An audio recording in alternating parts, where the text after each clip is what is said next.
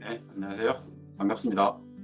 오늘은 지난번 강의 자료를 중심으로 복습할 수 있는 영상을 좀 준비를 했어요. 그래서 지난번에 얘기 나왔던 것들 중에서 놓치면 안 되는 것들, 그 다음에 바로 하기가 어려웠던 부분들을 따라할 수 있게 실제로 시연하는 과정들을 어, 다시 한번 복습할 수 있도록 정리를 해봤습니다.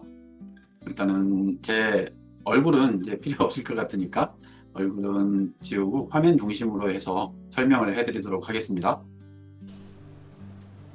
이제 AI가 일상화 돼버렸죠. 아마 올 말이나 내년쯤 가면 누구나 AI를 사용하지 않으면 안 되는 상황이 될 것 같아요. 그거는 내가 노력해서가 아니고 그냥 우리의 일상 자체가 AI 없이는 생활이 안 되는 그런 상황이 될 것 같습니다. 우리가 돌이켜보면 예전에 글씨를 잘 모르면 문맹이라고 그랬고 컴퓨터를 잘못 다루면 컴맹이라고 했던 시절이 있죠. 그리고 스마트폰이 나왔는데 스마트폰을 핸드폰으로만 사용하면 그런 사람을 폰맹이라고 합니다. 근데 요즘에는 AI를 잘 사용하지 못하면 AI맹 소리를 듣는 그런 시대가 됐다고 볼 수 있겠어요. 그래서 이번 시간에는 AI를 우리가 기본적으로 실생활에서 사용할 수 있는 정도는 좀 알고 갔으면 좋겠다. 그 중에서도 우리는 이제 사진을 하는 사람들이기 때문에 사진을 하는 사람들은 어떤 부분에 AI를 좀 더 활용할 수 있을지 이런 부분에 대해서 조금 더 깊이 있게 알아보는 시간을 갖도록 하겠습니다. 혹시 제가 일부러 말을 좀 느리게 하는데요. 너무 말이 느려서 답답하다고 하시는 분은 유튜브 보실 때 속도를 조금 더 높여서 1.25배속이나 1.5배속으로 보시면 답답함이 해결될 거니까 그거는 그렇게 해결하시면 좋겠습니다. 강사 소개는 넘어가겠습니다. 자, 제가 이제 사진을 기본적으로 작품 활동을 하는 사람들이 어떤 쪽에 주안점을 둬서 작품 활동을 해야 되는지 뭐 국내 상황이야 여기 계신 분들이 훨씬 더 저보다 잘 알 거라고 생각되기 때문에 미국 기준을 기준으로 해서 간단하게 한번 살펴보도록 하겠습니다.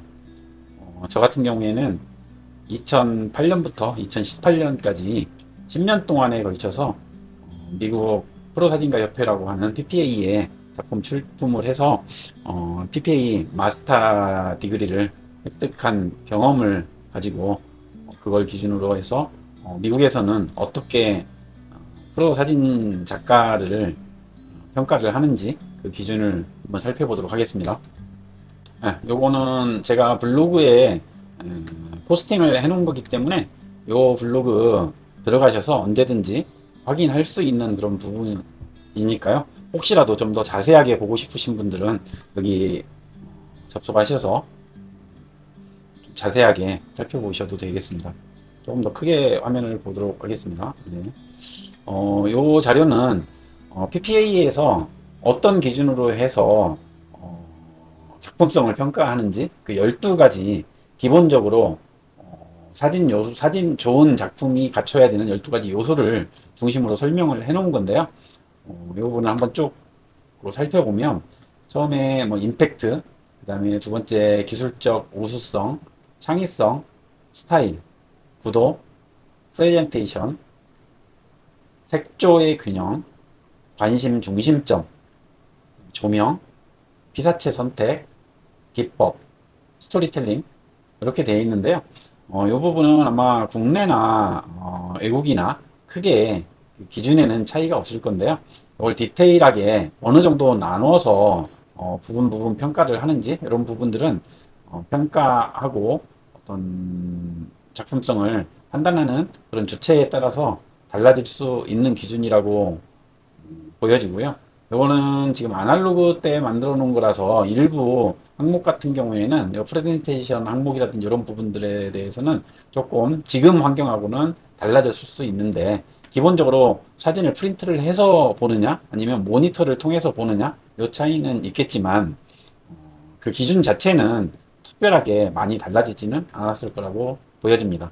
이 부분을 세세하게 하나하나 항목을 설명하고 그러는 것은 시간이 아까우니까 일단 관심 있으신 분들은 보도록 하고요. 제가 이제 이쪽 부분에서 조금 설명드리고 싶었던 부분은 이 부분이라고 보시면 되겠습니다. 여기에 미래의 작품들은 어떤 것들을 평가를 할 건지, 이런 부분들이 우리가 지금까지보다는 앞으로 사진이 이런 식으로 작품 사진도 발전을 해 나가겠구나 하는 그런 관점에서 한번 살펴보는 요점이라고 보시면 되겠고요. PPA에서, 미국에서 작품 사진을 평가하는 것들이 역사적으로 1880년대, 100년이 훨씬 넘었죠. 그때는 수작업 프린팅 품질 중심 평가를 해왔고요. 2000년대 디지털로 사진이 바뀌면서 디지털 보정 기술을 평가하는 항목을 추가를 했어요. 그래서 여기에서는 포토샵을 어떻게 활용을 했는지, 그런 부분들을 아예 포토샵을 대놓고 얼마나 어떻게 잘 활용했는지를 오픈해서 평가 항목으로 집어넣었다고 보시면 되고요. 2025년에는 지금 그 사이트에, 이 PPA 사이트에 가서 보면 AI 생성 이미지 평가 가이드라인을 도입을 하겠다고 돼 있거든요. 그래서 실질적으로 AI를 활용하지 말라는 게 아니고, 사진에도 AI를 활용을 해서 작품성을 높일 수가 있다고 그러면 그 부분도 뭐 적극적으로 접목을 시키는 부분들을 반영을 해주겠다, 이런 의미라고 보시면 될 것 같습니다. 그리고 향후에는 3D 입체 사진 평가 체계를 만들겠다. 이건 뭐 2026년 적용 예정이라고 되어 있고요. 그 다음에 가상현실, VR 뭐 이런데 갤러리를, 그러니까 오프라인 갤러리가 아니고 온라인 쪽에 갤러리를 만들어 놓고 거기에서 프레젠테이션을 평가하는 그런 부분들도 만들어 가겠다는 계획을 가지고 있는 것 같습니다. 이번 시간에는 AI를 기본적으로 이해하는데 필요한 AI 발달 과정, 그 다음에 AI 용어, 그 다음에 저희가 실생활에서 많이 사용하는 AI는 어떤 것들이 있는지, 이런 기본적인 부분들을 좀 다루고요. 그 다음에 두 번째는 사진 하시는 분들이 AI를 어떻게 활용을 하는지, AI와 사진 쪽에 관련되는 AI를 중심으로 조금 알아보고요. 그 다음에 세 번째는 우리가 대표적으로 실생활에서 직접 활용할 수 있는 AI 툴들은 어떤 것들이 있는지, 대표적으로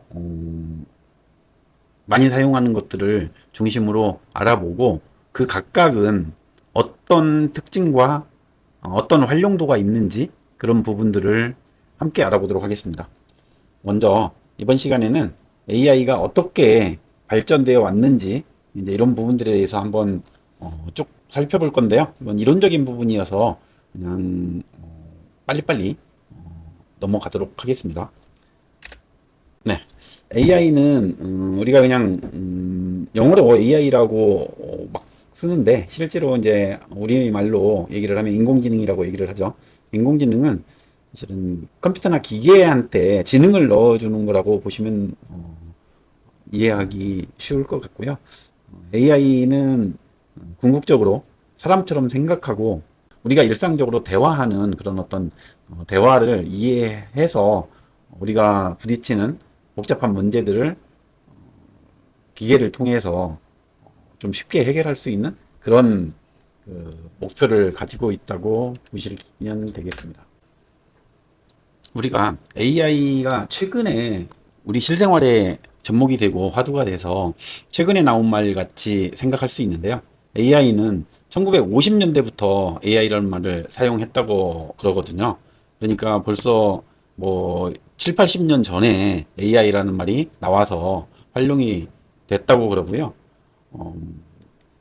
이게 80년대, 90년대 들어오면서 이제 컴퓨터하고 결합이 되고, 그것들이 일부 이제 과학이나 의료 분야에 먼저 접목이 됐고요.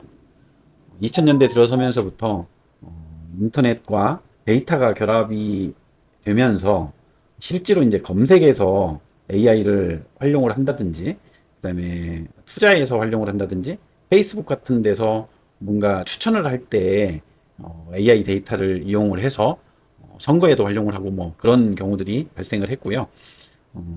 우리가 잘 알고 있는 2010년대에 들어서서 이제 이서들 구단하고 알파고가 배국을 하면서 결국에는 인간이 AI를 넘지 못하는 그런 상황이 우리가 실제로 접하게 됐고, 이게 AI에 대한 관심을 부쩍 높인 계기가 됐다고 볼 수 있고요. 2023년 11월에 챗 GPT가 나오면서 AI가 정말로 이제는 우리의 생활에 밀접한 관련이 있는 시대로 접어들었다고 보면 되고요. 그게 작년을 거치면서 음성 인식이라든지 아니면 그림을 그린다든지 동영상을 만든다든지 이런 멀티 모달이라고 하는 게 접목이 됐고, 올해 들어서면서부터는 AI의 에이전트라고 하는 쪽으로 발전을 하게 되었어요. 그래서 이제는 그 복잡한 공부나 이런 과정 없이 이미지, 음성, 동영상 뭐 할 것 없이 한꺼번에 처리해주는 AI 에이전트가 올해 굉장히 활성화가 될 걸로 예상이 되고, 이게 내년이 되면은 실질적으로 AI를 활용하는 사람하고 활용하지 못하는 사람하고는 굉장한 차이가 있을 거라고 예상을 하고 있습니다. 자, 먼저 가볍게 핸드폰으로 할 수 있는 AI 활용부터 진행을 하도록 하겠습니다. 제목은 알면 너무 좋은 스마트폰 갤러리의 유용한 기능 5가지로 제목을 해놨고요. 일단 여기 요거 눌러서 들어가시면 여기에 블로그 포스팅도 같이 해놨어요. 그러니까 블로그 포스팅도 같이 보셔도 됩니다. 블로그 한번 띄워볼게요. 네. 자, 여기가 블로그 화면인데요. 여기는 이렇게 쭉 따라하면 될 수 있도록 기능들을 이렇게 만들어 놓았고요. 요거는 언제든지 가서 보실 수 있으니까 여기 보셔도 되고요. 다음 이쪽 화면은요. 요거는 제 핸드폰 화면이에요. 핸드폰 화면이 지금 이렇게 돼 있습니다. 요게 지금 제 핸드폰 갤러리부터 들어가는 것부터 한번 볼까요? 자, 갤러리 이게 처음 화면인데 혹시 이제 여기도 못 찾아가시는 분이 계실까 봐서 여기부터 들어갈게요. 갤러리 다 있으시죠? 사진 핸드폰에 보면 자, 갤러리를 눌러갖고 들어가서요. 최근 항목을 누르시든지 아니면 카메라를 누르시든지 여기 최근 항목을 누르시든지 카메라를 누르시든지 해서 들어가면 돼요. 최근 항목 눌러서 들어갔습니다. 근데 그리고 이 중에서 요 화면을 한번 선택을 했어요. 요 화면 중에서 나는 요게 AI 기능을 활용하는 부분이거든요. 자, 요것을 누를게요. 자, 눌렀습니다. 그러면 이동하거나 삭제할 대상을 선택하라고 돼 있죠. 자, 여기에서 나는 요 사람을 한번 없애볼 거예요. 그래서 자, 선택하겠습니다.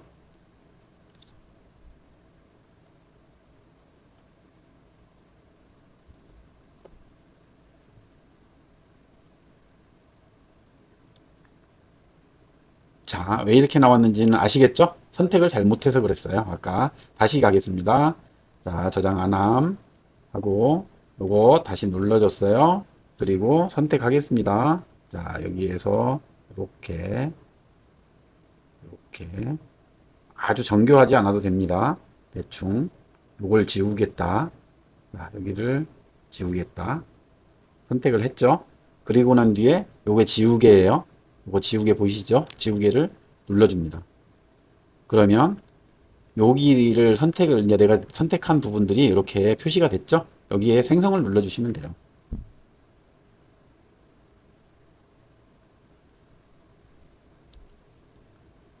자, 완료가 됐는데요. 원본 이렇게 생겼고요. 이렇게 감쪽같이 없어졌죠? 네, 이렇게. 네, 이것을 다른 파일로 저장하시면 나중에 요 파일이 하나가 더 생긴 거죠. 이렇게 파일이 하나가 더 생겼고, 원래 원본 파일은 이쪽에 가서 보시면 요게 이제 원본 파일이고 요게 지운 파일이고 두 개가 생성이 된 것을 확인하실 수 있을 겁니다. 됐고요. 다음은 이동 기능 보겠습니다. 이동 기능은 똑같이 내가 이동하려고 하는 피사체를 선택을 해 주시고요. 이번에는 아까 여기는 이게는 지우기가 요거의 지우기 표시 이게 지우기고요. 이동은 이쪽에를 눌러 주시면 됩니다. 그러면 여기가 이제 선택이 됐죠. 선택이 됐으면 얘를 갖고 끌고 갑니다. 끌고 가, 끌고 가요, 끌고 가. 자, 여기만큼 끌고 갈게요. 여기만큼 끌고 갔는데 밑으로 내려갔으니까 사람이 좀 적어져야 되는데 너무 크죠? 너무 크면 얘를 줄여줍니다. 줄여줘요. 줄여주고 자, 밑으로 여기 내려왔어요. 자, 여기만큼 조금 더 줄여줄게요. 조금 더 줄여줄게요. 나 됐고요. 자, 여기에 놓겠습니다. 그리고 이렇게 놓고 생성. 그러면 위에 것은 지워지면서 이쪽에가 하나가 생겨요. 그래서 이동이 되는 거죠. 됐죠? 그러면 이쪽에 이동으로 해서 요것도 원본 보기, 자, 원본 보기 여기에 있었던 게 이렇게 이쪽으로 이동한 것을 보실 수가 있고요. 이렇게 이동하고 지우기 살펴봤습니다. 이것도 다른 파일로 저장해서 그대로 쓰실 수 있고요. 네. 다음은 라이브 리마스터 그림자 지우기 요 기능에 대해서 알아보겠습니다. 요 기능은 이렇게 갤러리에서 사진을 선택해 주시고요. 사진을 밑에서 위로 이렇게 올리면 손가락으로 올리면 요 메뉴들이 나타납니다. 이렇게 라이브 효과, 그림자 지우기, 리마스터. 요게 어떤 거는 요거 중에 하나만 나오고 어떤 것은 두 개 나오고 어떤 건 세 개 나오고 어떤 건 네 개까지도 나오는 경우들이 있는데요. 그거는 이게 인공지능이 지가 알아서 요 부분이 어떤 기능을 넣으면 좋겠다 하는 것들을 알아서 그 상황에 따라서 요게 나오는 게 있고 안 나오는 게 있고 그렇습니다. 자, 라이브 효과 한번 볼게요. 라이브 효과 이건 뭐 설정해 줄 필요도 없습니다. 그냥 눌러주기만 하면은 지가 알아서 해주는 거라서요. 이렇게 줌 효과를 두는 그런 건데요. 이게 약간 움직임을 주는 효과라고 보면 GIF 효과 같이 이렇게 약간 움직임을 주는 효과라고 보면 되고요. 이렇게 약간 움직임이 보이죠? 이렇게 이게 라이브 효과고요. 다음 거 보겠습니다. 다음 거 사진 다시 위로 올려서 그림자 지우기 한번 해볼게요. 그림자 지우기는 여기 그림자들 있죠. 요 그림자가 어떻게 지워지는지 한번 보도록 하겠습니다. 그림자 지우기 눌렀습니다. 네, 여기 그림자가 없어졌죠. 이런 식으로 그림자 지우기 기능이고요. 세 번째 리마스터 기능 한번 볼게요. 리마스터 기능은 사진을 약간 보정해주는 그런 기능이라고 보시면 되고요. 리마스터 눌러볼게요. 리마스터가 필요하지 않습니다. 이렇게 나오죠. 이거는 이제 노출값이나 이런 것들이 정상적으로 돼서 리마스터를 해도 특별하게 변화가 없을 경우 이렇게 이제 표시가 되고요. 다른 사진을 한번 해가지고 리마스터를 한번 볼게요. 자, 리마스터 다 이런 사진만 있어서 나가서 다른 사진을 한번 볼게요. 자, 이 사진으로 한번 해보겠습니다. 이 사진으로 해서 자, 위로 밀어 올렸어요. 그러면 여기는 배경 흐리기, 그림자 지우기, 라이브 효과, 리마스터까지 4개가 나오죠. 자, 여기에서 아까 안 해봤던 거 배경 흐리기 한번 해볼게요. 배경 흐리기 하면은 요 뒷부분에 요 배경들이 조금 흐려질 것 같은데요. 한번 배경 흐리기 해보겠습니다. 네. 네. 요 뒷부분들이 약간 블러 처리가 돼서 얘가 조금 선명하게 보이는 그런 효과가 있네요. 그죠? 요 블러 값도 여기에서 좀 더 주고 덜 주고 하는 것들을 조정을 하게 돼 있네요. 제일 강한 게 7까지이고요. 밑으로 내려서 뭐 거의 블러값 안 준 효과 같이 1 정도 주면 이렇게 되고 7 정도 주면 이렇게 뒷배경이 완전히 흐려지는 걸 보실 수가 있죠. 네. 이렇게 돼 있고 다음 기능 한번 볼게요. 아까 못했던 리마스터 기능 한번 볼게요. 리마스터. 네. 리마스터 기능인데 요게 이제 원본 상태고요. 요거 이렇게 하면 이게 리마스터가 된 상태인데 이쪽이 리마스터고 이쪽이 리마스터고 이쪽이 원본이니까요. 한번 약간 차이가 있긴 한데요. 별로 차이가 그렇게 크진 않네요. 네.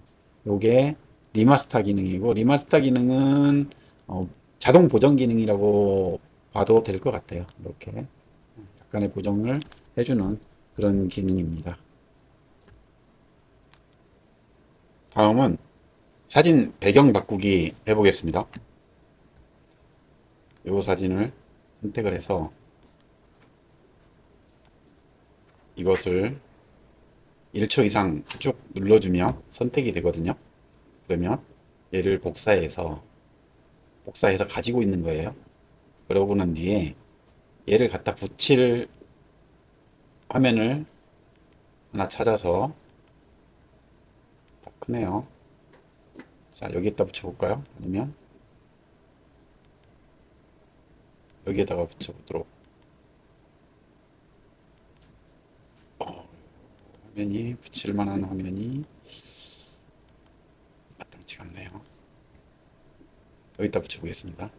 자, 여기 이 사진에다가 아까 이 사진을 그 사진의 배경으로 쓸 거니까 여기다 놓고 클립보드에서 붙여놓기 이걸 선택을 해주시면 오차가 나오고요. 여기에서 조금 더 늘려야 되겠죠.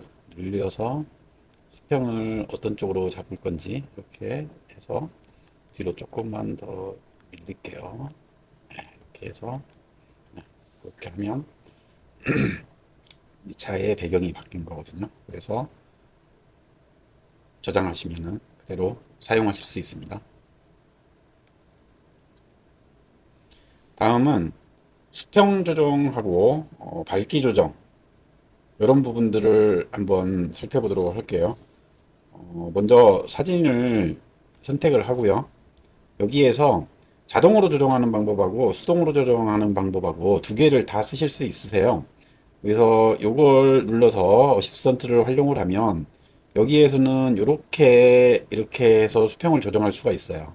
근데 이거의 장점은 뭐냐면 이렇게 해서 만약에 오토로 놓고 생성을 하잖아요.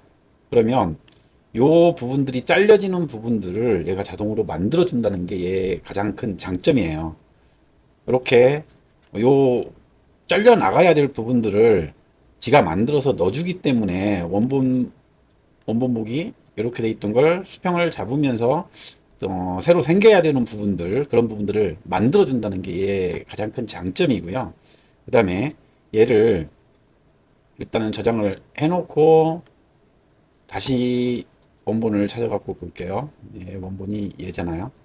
근데 얘를 요걸 눌러서 이게 어시스턴트 얘 활용 안 하고 얘를 눌러서 수정할 수도 있거든요. 여기에서도 기울기 조정 여기서 할 수 있죠.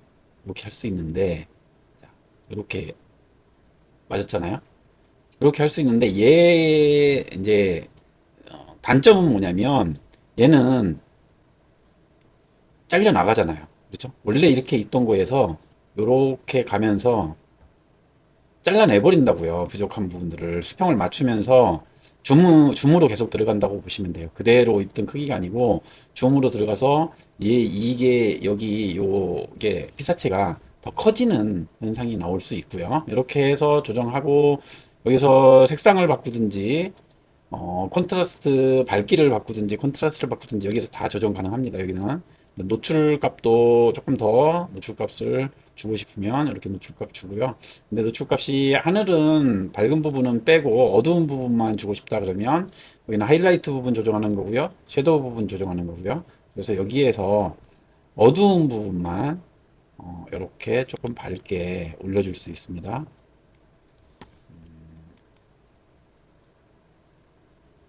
네. 이렇게 해서 밝기 조정하고 수평 조정하고 하는데 수동으로 하는 경우하고 자동으로 하는 경우하고 차이를 간단하게 살펴봤습니다. 자, 다음은 스케치로 이미지를 만들어 놓는 거에 대해서 한번 보도록 하겠습니다. 자, 요 길에다가 자전거를 하나 만들어서 놓도록 하겠습니다. 여기에서는 어시스턴트 선택하고요. 지금까지는 이 생성형 편집에서 썼었는데 이거는 스케치 변환입니다. 스케치 변환을 눌러서 여기에다가 내가 넣고 싶은 이미지를 대략적으로 그려주면 돼요. 이렇게, 이렇게, 이렇게 바퀴, 이렇게, 여기도 뒷바퀴. 자, 이렇게 그려졌어요. 그리고 생성 눌러볼게요.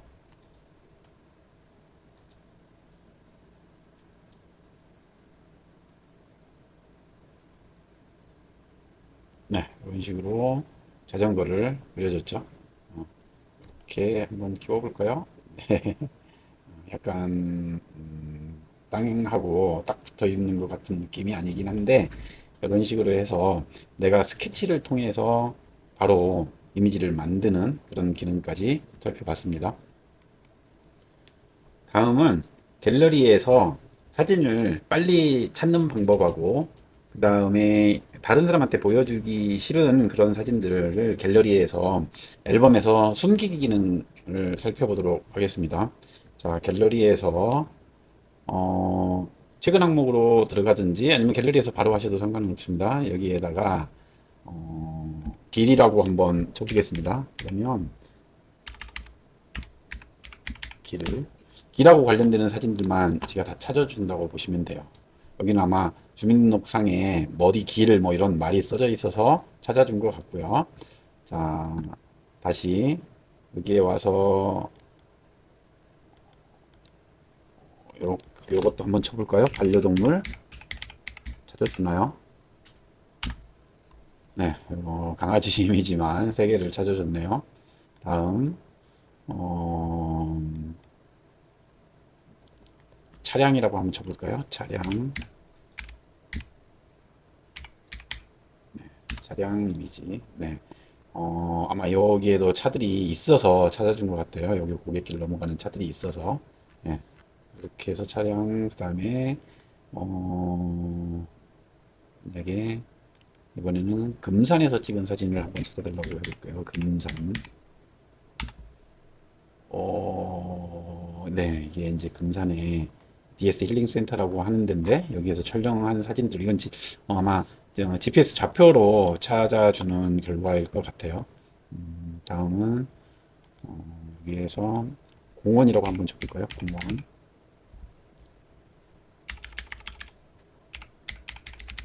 네. 네, 이건 공원 분위기 나는 데만 찾으실 것 같아요. 네, 이런 식으로 해서 내가 검색해서 일일이 몇천 장 있는 사진에서 일일이 날짜별로 둘러보지 않아도 내가 키워드만 어느 정도 알고 있으면 검색해서 찾아볼 수 있는 그런 방법이고요. 다음은 앨범을 숨기기 기능 한번 볼게요. 여기에서 주요 앨범이 이렇게 나와 있죠. 여기 사진 선택할 수도 있고 앨범을 선택할 수도 있고 이렇게 돼 있는데 여기에서 앨범 숨기기 기능이 있거든요. 여기를 들어가서 보면 앨범 폴더들이 쭉 나와요. 근데 나는 이제 신분증 폴더를 다른 사람한테 보여주기 싫다 그러면 여기에서 없애지 여기를 막아주면 가서 보면 신분증이라는 폴더가 앨범 폴더가 없어졌죠. 살리고 싶으면 여기서 앨범 숨기기 기능에서 다시 신분증에 와서 여기를 활성화 시켜주면 앨범으로 가보면 신분증 보관이 이렇게 나오죠. 이런 식으로 해서 그 앨범을 보여주고 싶은 것만 따로 보여줄 수 있게 그렇게 하는 기능까지 살펴봤고요. 지금까지 스마트폰에서 사진하고 관련되는 부분들 그런 부분들을 한번 쭉 살펴봤습니다.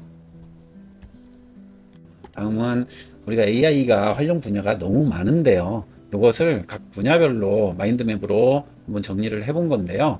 이제 생성형 AI 쪽에서 대표적인 것들은 어떤 것들이 있는지, 그다음에 검색형 AI 어떻게 활용되는지, 생성형 AI하고 검색형 AI하고 차이는 얘는 미리 학습을 해놓은 거에서 어떤 창의적으로 생성을 하는데 어떻게 보면 뛰어난 능력을 가지고 있다고 보면 되고요. 그 대신에 얘는 할루시네이션이라고 하는 거짓말하는 그런 기능들이 있어서 약간 문제다라고 하는 부분들은 그런 이유 때문이고요. 검색형 AI는 검색을 기반으로 만들어내는 AI이기 때문에 최신성 정보라든지 이런 것들을 활용할 때 좋은 AI라고 보면 되고요. 그다음에 목소리나 음악을 생성하는 AI는 이런 것들이 있고요. 그래서 이 AI를 통해서 자동화를 할 때는 뭐 메이크나 뭐 제피어, 요즘에 뭐 팔앤팔 뭐 이런 게 있고요. 그다음에 이미지를 생성하는 AI, 영상을 만드는 AI 이렇게 있는데 요즘에는 요거 두 개가 같이 통합이 돼서 하나로 가는 그런 경향이 있고요. 기타 이제 챗봇 같은 걸 만드는 AI로 뭐 타입봇이나 매니챗 뭐 이런 것들이 활용이 되고 있고요. 그다음에 영상 편집에서도 뭐 우리가 많이 쓰는 캡컷이나 브로나 캔바나 뭐 이런 데서 AI들이 같이 접목돼서 하고 있고, 요즘에 웬만한 건 뭐든지 다 AI가 같이 접목돼서 들어가는 경향이 있기 때문에 우리가 AI를 외면하고는 이제 일상 생활이 어떻게 보면 사용하지 않는 사람하고 사용하는 사람하고 굉장히 차이가 많이 나는 그런 상황이 될 수 있다는 걸로 판단이 됩니다. 자, AI는 이렇게 준비했으면 좋겠다 하는 부분인데요. 항상 호기심을 가지고 AI 기술이 어떻게 변해가는지 관심을 갖고 봤으면 좋겠다는 거 하고요. 그 다음에 AI는 실질적으로 사용해 보지 않으면 머릿속에 아무리 많이 지식을 가지고 있어도 결국에는 내 것이 되지 않으니까, 가능하면 AI는 한 번을 써보는 게 너무 중요하다. 10번 듣는 것보다 한 번 써보는 게 훨씬 중요하다는 거고요.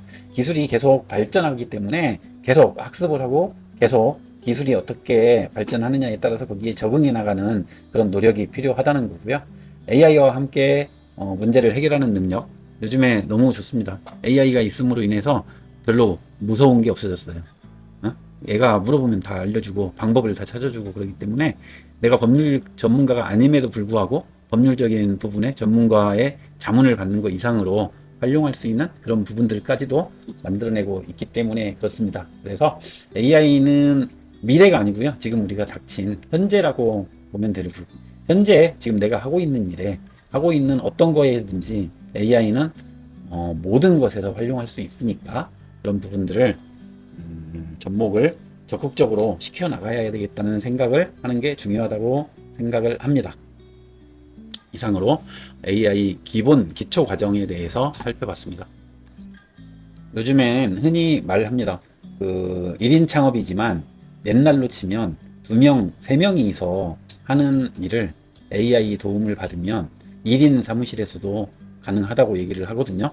그래서 AI를 두려워하고 뭐 이러기보다는 내 삶에 적극적으로 활용을 해서 내 삶이 됐든 일이 됐든 더 발전적이고 더 쉽게 해결할 수 있는 그런 도구로 AI를 활용하시기를 바라겠습니다.